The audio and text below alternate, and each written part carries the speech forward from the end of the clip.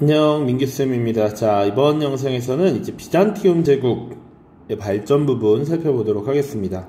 그리고 사실은 소단원 뒤에 따로 이제 십자군 전쟁 그리고 중세 유럽의 변화 파트가 있는데, 그 중에서 십자군 전쟁 따로 지금 떼와서 수업을 진행을 합니다. 물론 영상으로는 잘라서 올라갈 수도 있습니다. 자, 비잔티움 제국과 관련해서 연표 쭉 살펴보면서 내용을 정리하도록 하겠습니다. 자, 비잔티움 제국의 시작이라고 하면 보통은 395년 동서로마가 분열된 것을 시작으로 볼 수 있습니다. 물론 이제 디오클레티아누스 황제 때 4분할 통치를 하면서 이때 이미 분리가 되었었고요. 그 이후에 다시 콘스탄티누스 대제 때 합쳤고요. 그 이후에 테오도시우스 대제 때 지금 동서로마가 분열이 되죠.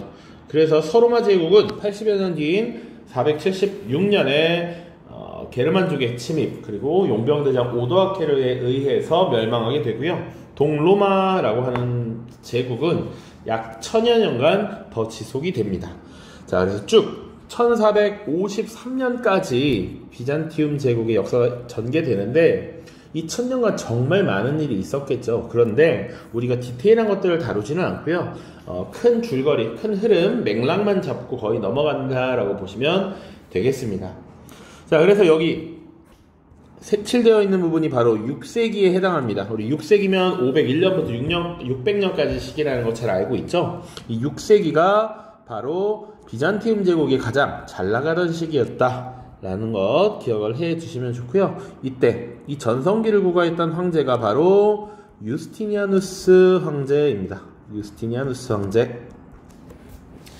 자, 그래서 이 유스티니아누스 황제 때 과거 서로마의 영토도 일부 회복을 하고요. 정말 넓은 영토를 가졌던 것이 유스티니아누스 시기이다. 이렇게 기억을 해 두시면 되겠습니다. 그래서 이 시기의 특징 조금 이따 자세히 살펴보고요. 7세기 이후로 이제 사실상 정점을 찍으면 이제 내려올 일만 남은 것이죠. 7세기부터 계속된 이제 외부의 침략이 시작됩니다. 우리 7세기 하면 항상 기억을 해야 되는 것이 지금 서아시아 지역에 이제 이슬람교라고 하는 것이 만들어지고 이슬람 제국이 성립되는 시기입니다. 그래서 우리가 이미 3단원에서 내용을 다뤘었던 정통 칼리프 시대 그리고 우마이야 왕조, 이게 다 7세기의 일이죠. 8세기 아바스 왕조 쭉 이렇게 기억을 해야 합니다. 자, 이슬람 세력이 계속 오고 있다. 이런 것들 기억해야 되고요. 또 9세기경, 10세기경도 되면 또 외부 침략이 많죠. 사실은 이 9세기경, 물론 동로마 제국에 영향을 미치는 건 조금 적지만 노르만 세력들도 9세기에 내려왔다. 이런 얘기 했었고요. 그리고 이제 지금의 러시아죠. 북쪽에서 이 슬라브족이 내려오기 시작합니다. 또 옆에서는 헝가리, 지금 헝가리 위치한 마자르족이 지금 이렇게 내려오기도 하죠. 이렇게 외부의 침략이 계속 늘어나는 상황이고, 이에 대해서 비잔티움 제국도 대응을 해야 된단 말이야. 자, 그래서 넓어진 영토를 효과적으로 관리하기 위해서 유스티니아누스가 죽고 난 뒤에 두 가지 제도를 실시합니다. 그것이 바로 군 관구제라고 하는 제도와 둔전병제입니다. 자, 군 관구제라고 하는 것은 영토를 수십 개의 군 관구로 나누고요. 거기에 군 사령관을 파견해서 군 사령관이 그 지역을 방어하고 운영할 수 있도록 한 제도입니다. 자, 그러면 군 사령관이 효과적으로 운영하기 위해서 군사들도 있어야 되죠. 방어 역할을 해야 되는. 자, 그래서 우리 중국사에서도 언급이 된 적이 있는데, 당시 농민들에게 땅을 지급하고 그 땅의 지급을 대가로 군대에 복무하도록 하는 이런 제도였습니다. 이런 거 이제 병농일치라고도 하는데, 이것이 나름 비잔티움 제국이 굳건하게 오랫동안 지속할 수 있었던 배경이에요. 그런데 이것이 시간이 지나면서 점차 제대로 운영되지 않습니다. 군관구제는 이 군관구에 파견되었던 군사령관이 사실상 자신의 군관구를 사유지하고 자신의 조그만한 왕국처럼 운영을 하는 경우가 있었고요. 그리고 일부 귀족이 대토지를 사유화하는 모습이 나타납니다. 자, 많은 토지를 소유하다 보면 국가에서는 안 그래도 외부의 침략으로 영토가 줄어들고 있고 지급할 토지가 줄어드는데 귀족들에 의해서 더 줄어들게 돼. 농민들에게 지급할 땅이 부족해지고요. 이 둔전병제가 잘 운영될 수가 없었다라고 하는 겁니다. 이런 것들이 보통 약 11세기경 이루어진다라고 보시면 되겠습니다. 그리고 이 11세기 끝물이 되면 또 한 번의 큰 위협이 지금 도달하게 되죠. 11세기 이슬람사 공부를 했을 때 제가 기억이 나야 되는데 당시 셀주크 튀르크가 성장을 해서 무섭게 진출을 하죠. 이 셀주크 튀르크가 당시 아바스 왕조의 수도였던 바그다드를 점령하고 사실상 이제 술탄의 지위를 받아서 그 지역을 통치하는 모습이 나타났죠. 자, 이 셀주크 튀르크가 이 크리스티교 세계의 성지라고 할 수 있는 예루살렘이라고 하는 것을 빼앗았고요. 이 지역을 빼앗았고 심지어 이 소아시아 지역, 지금의 터키에 해당하는 아나톨리아 지역까지 진출을 하게 됩니다. 그리고 이 소아시아 반도, 아나톨리아 반도를 모두 장악하게 되죠. 그러다 보니 이 비잔티움 제국은 위협을 받을 수밖에 없었다. 지도 잠깐만 보면 여기 지금 콘스탄티노폴리스가 요쪽의 끝이에요. 여기 끝. 이렇게 보시면 돼. 그런데 지금 셀주크 튀르크가 여기 지금 아나톨리아 반도를 이렇게 장악하고 진출하는 겁니다. 코앞에까지 왔어.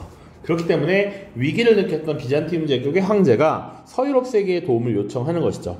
이슬람 세력이 우리를 쳐들어오고 있는데 우리를 보호해달라라고 요청을 하고요. 그래서 당시 서로마 교회의 대장이었던 우르바누스 2세라고 하는 교황이 당시 이 크리스토 세계, 당시 로마 카톨릭 교회를 집결시켜서 종교 회의를 개최합니다. 그 종교 회의가 클레르몬 공의회라고 하는 것이었고요. 이때 이제 이슬람 세력으로부터 성지를 지키자라고 하는 십자군을 제창하게 되고 십자군 전쟁이 결국 벌어지게 된다. 그 해가 1096년이 되겠습니다. 클레르몬 공의회 자체는 1095년이고요. 그 다음에 십자군이 출발하게 된다. 자, 그래서 이 1096년이 사실상 1차 원정이라고 보시면 되고요. 이 1차 원정은 그나마 이제 십자군 제창의 목적을 달성합니다. 성지였던 예루살렘 탈환하고요. 그 지역에 나라의 국가를 세우고요. 이슬람을 물리치는 성공해. 그러나 다시 예루살렘을 뺏깁니다. 이슬람 세력에. 그 이후에 2차, 3차, 4차, 5차, 6차, 7차, 8차 십자군까지 떠나게 돼요. 약 13세기 끝물까지 쭉쭉쭉 가게 된다. 우리가 그러면 8개를 다 외워야 되는 것은 아니고 이 4차 십자군 정도는 알고 있어야 한다.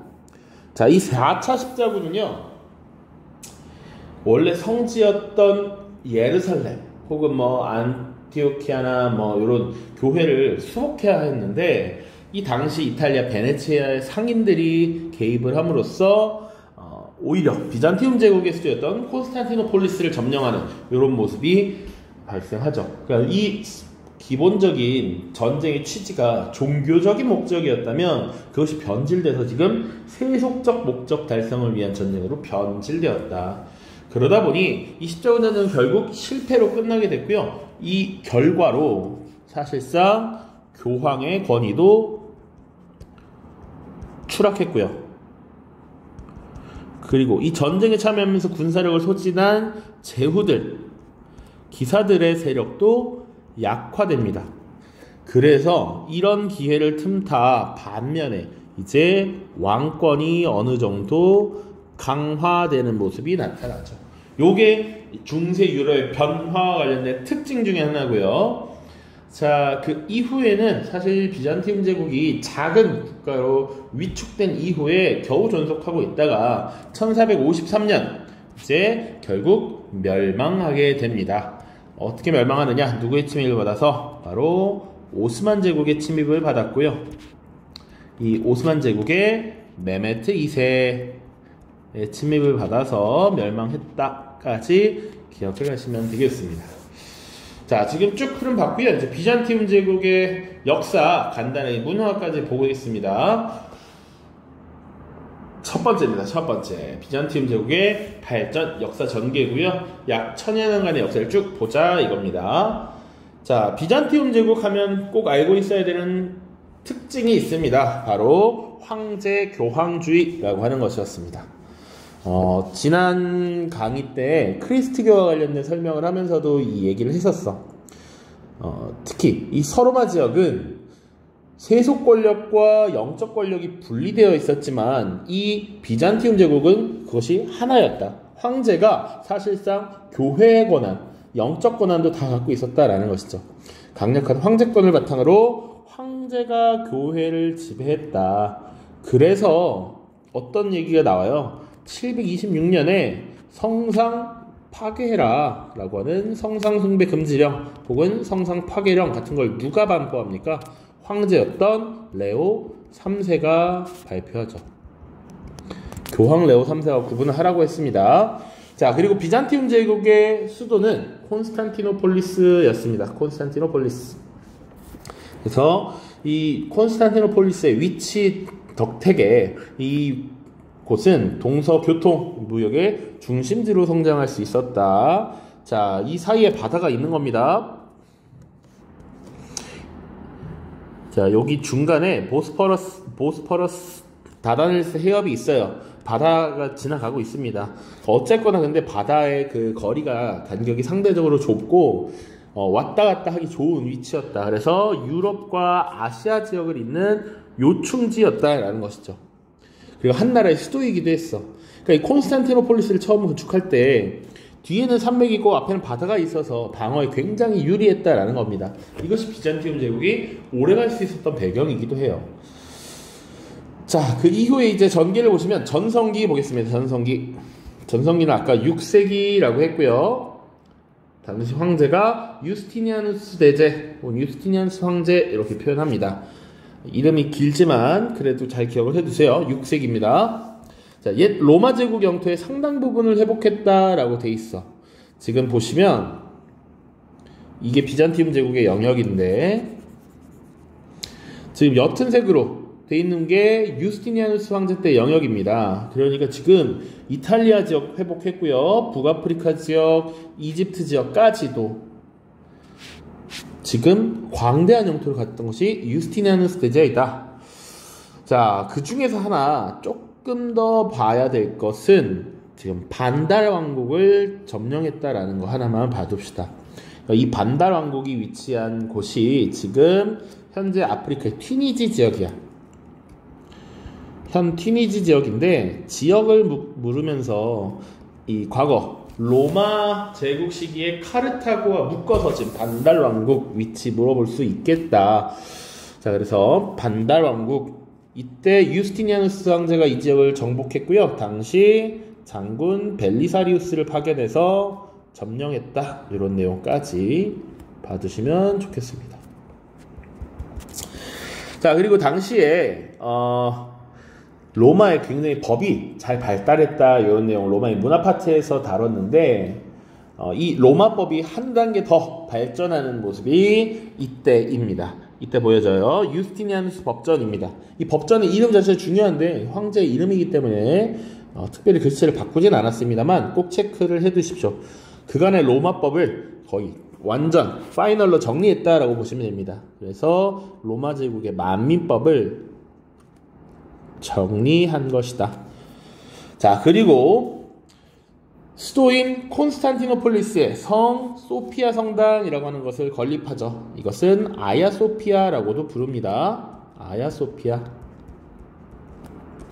여기 지도 넣어놨습니다. 성 소피아 성당이고요. 사실 요만큼은 유스티니아누스 대제 때 지은 것이고 이 1453년에 오스만 제국이 이 지역을 점령하고 이후에 수도로 삼으면서 이 성 소피아 성당을 모스크로 활용하기도 했죠.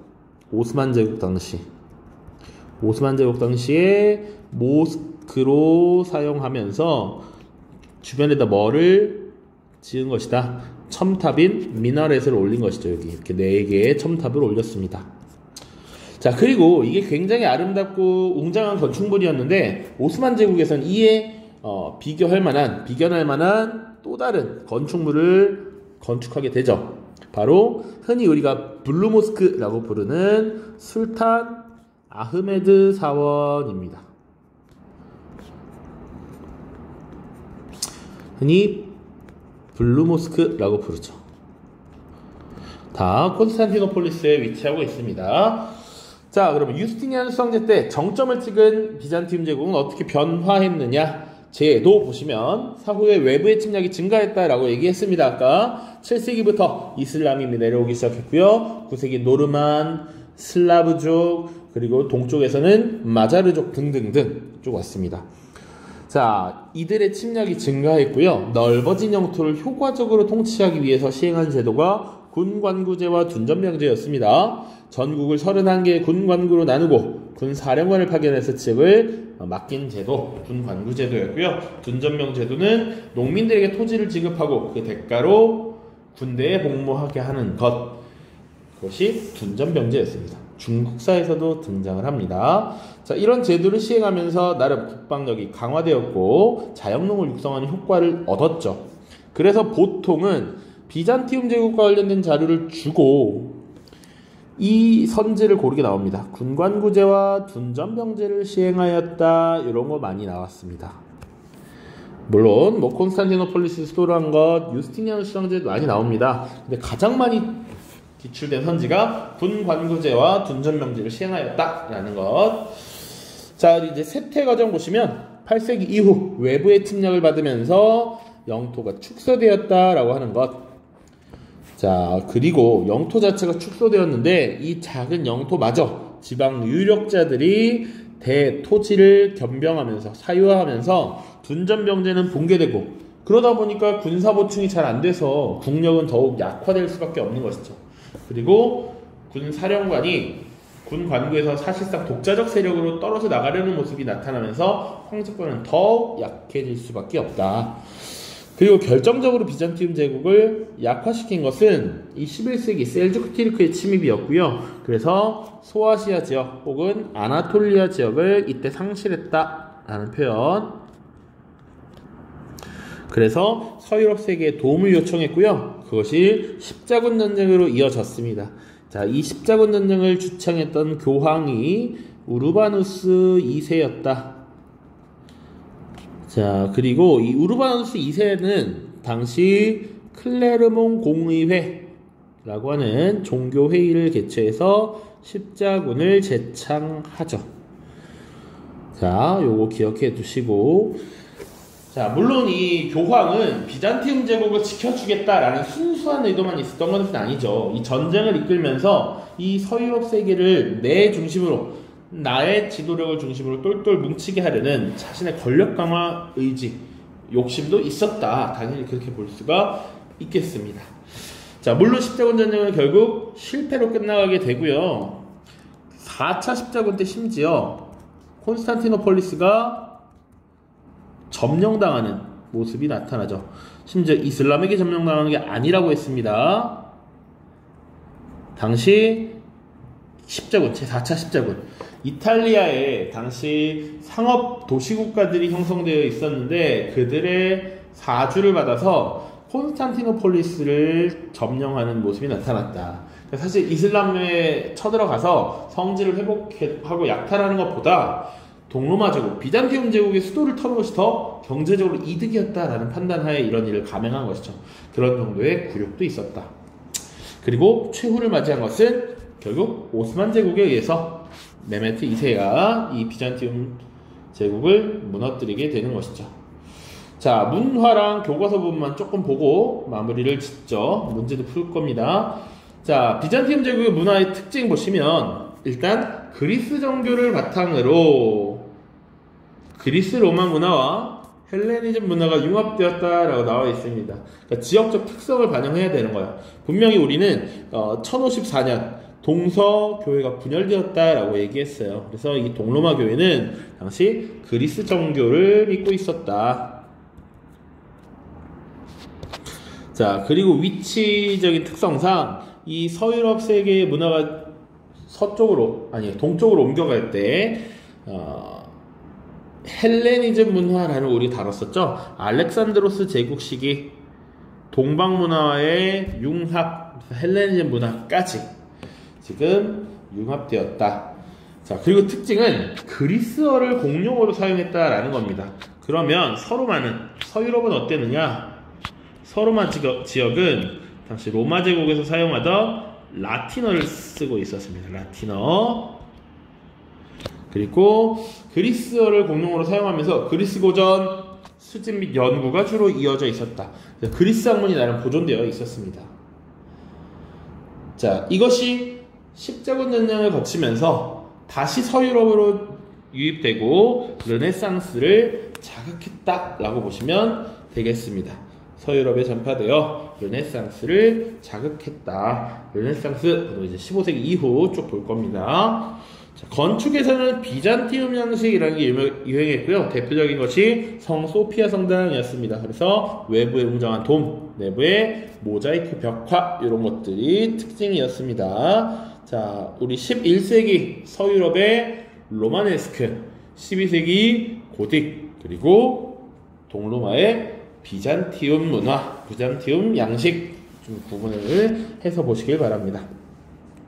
자, 그럼 이런 비잔티움의 문화는 어떤 영향을 미쳤는가?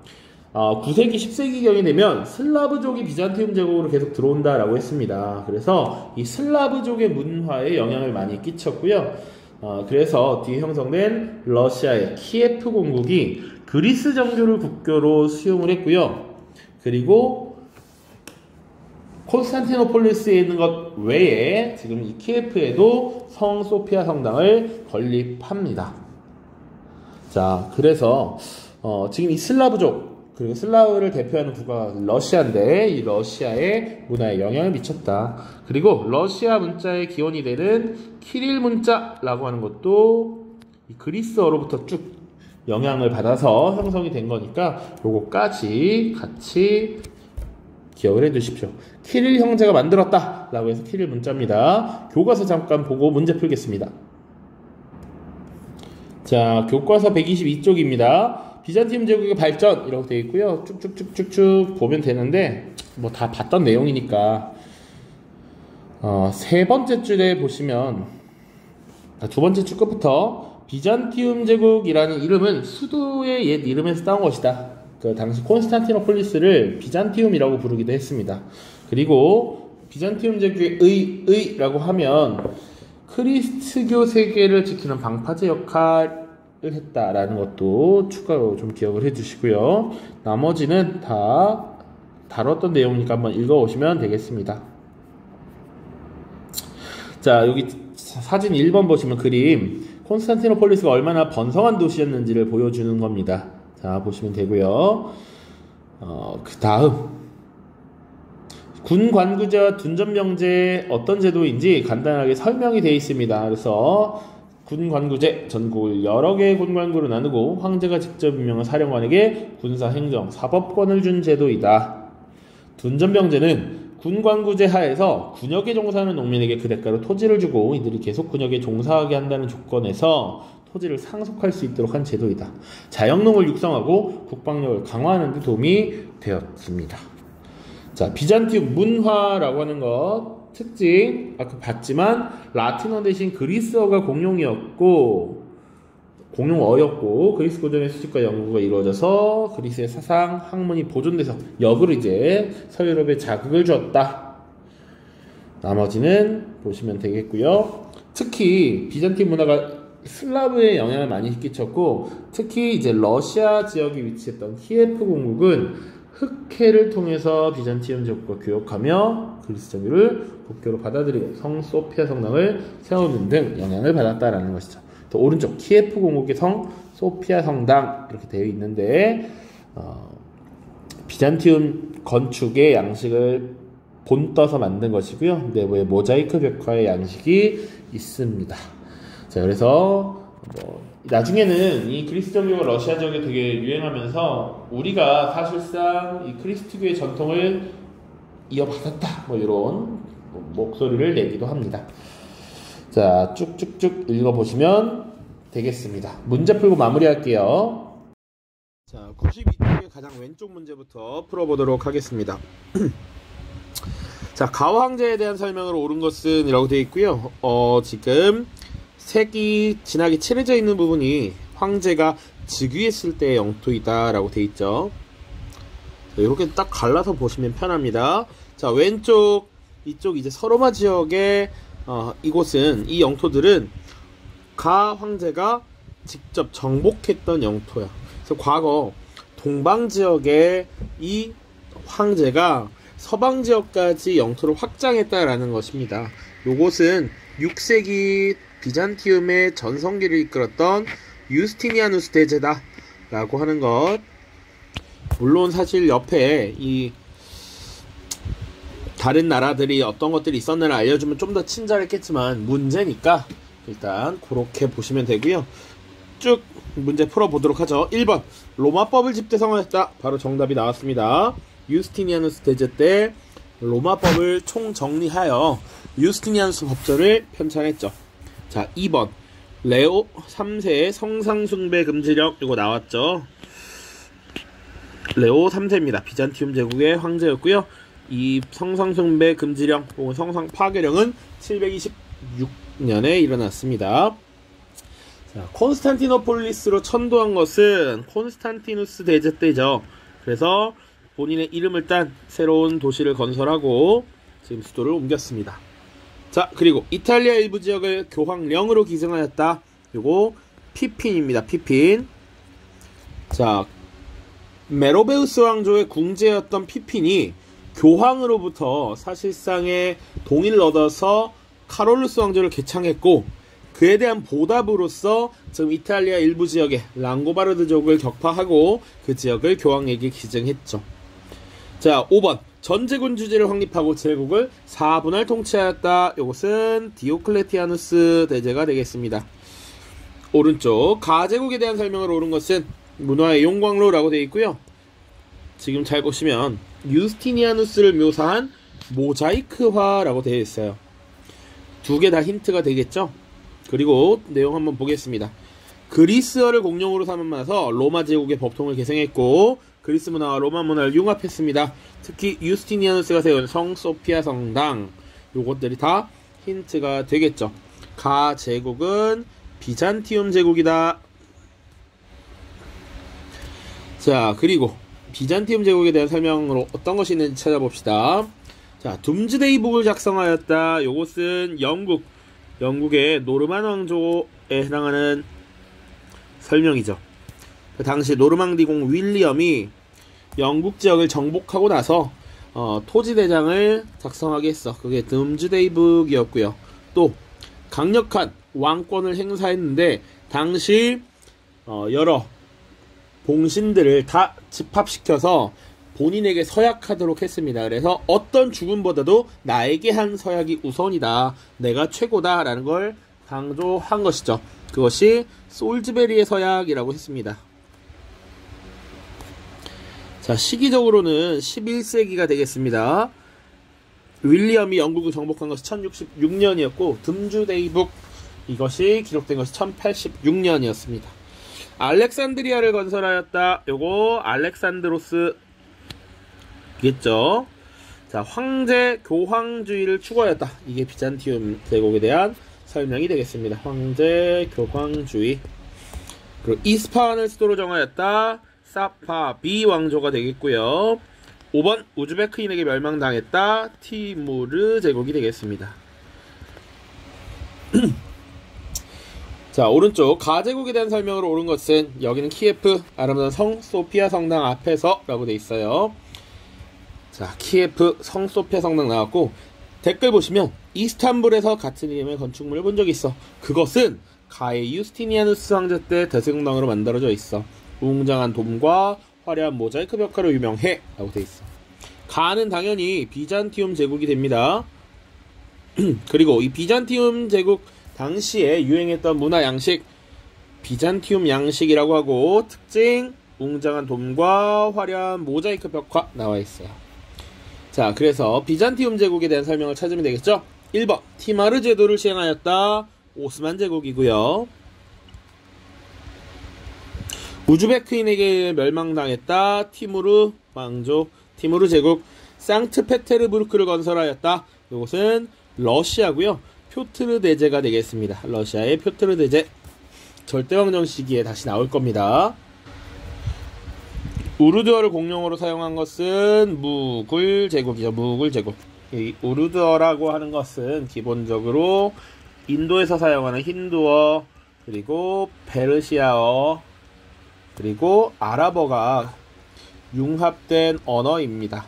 그 당시 인도의 전통뿐만 아니라 이슬람의 유입까지 이루어졌던 시기이기 때문에 이런 우르드어라고 하는 것이 사용됐습니다. 군 관구제와 둔전 명제를 실시한 것, 이것이 비잔티움 제국에 대한 설명이 되겠죠.